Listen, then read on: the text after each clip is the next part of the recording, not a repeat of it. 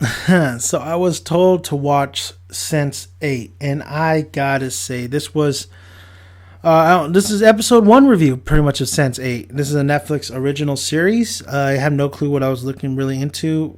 I don't know. I still don't know what the fuck I'm getting into, honestly. But Sense 8, I watched episode one, and I'm not, I don't have a page up where I could check out all the names and stuff. I really don't remember most of the names because I was so intrigued. This was the most intriguing series or episode I've ever seen this year because I'm still baffled on what I get that maybe there's these cast of characters that are this thing is happening to is going to band together somehow or meet together or maybe not. I'm not sure, maybe not. So basically, what Sense 8 is basically, we believe that's Daryl Hannah. I believe that's Daryl Hannah. She kills herself, but before she does kill herself, she's talking to imaginary people. Honestly, she kills herself.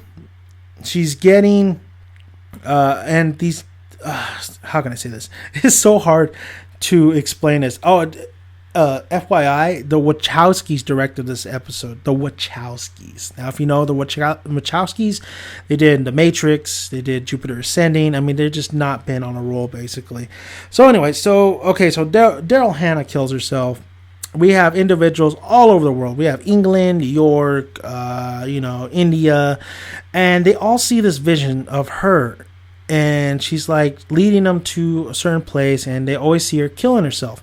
But not only that, these people also could see the other people. If that doesn't make sense, basically, let's say the DJ who's from England could see what the hell the cop is doing from New York. They have like quick little vision, so to speak. And at one point, the DJ from England, they meet. Her and the cop meet, but of course she's not there. She's in England, and she's surprised. She's like, "Where am I?" It's not time travel or anything. It's like consciousness, or telepath. How can I say it? Telepathy. It's like telepathy, like you're outside your body and you're pretty much somewhere across the world. That's how it is. But all these different characters, and there's a lot. There's about maybe like 8, almost 10 characters in the show. I don't want to say that much, but let's say 8 or 6, maybe 6. And they all pretty much are seeing each other's kind of what they're doing in their everyday life, so to speak. The one thing I did think, however, was this guy who has it pretty much, he transports people, but everybody has different kind of business. You have he has a Jean-Claude Van Damme kind of transport, but everybody wants to go to Batman. I thought that was funny.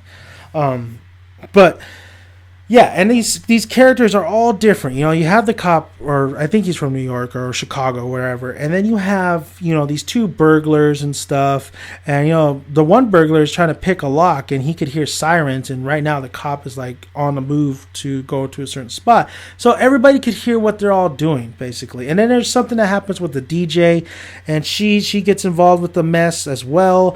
I mean, everybody and then there's also a kind of an Asian woman who I believe is in Hong Kong, and at one point she's a chicken. she's a chicken. I mean, this was baffling, honestly. I get it, but then I don't know what I'm getting into. I don't know what else there is to come with Sense 8. I mean, this is only episode 1, and it was a long episode, and really it was a slow episode. I mean, it really was building up the characters. It really was getting the sense of who these characters are, when maybe eventually, because I have no clue, them meeting up with each other, because I feel like that's the whole plan of the Daryl Hannah character, is to get everybody together.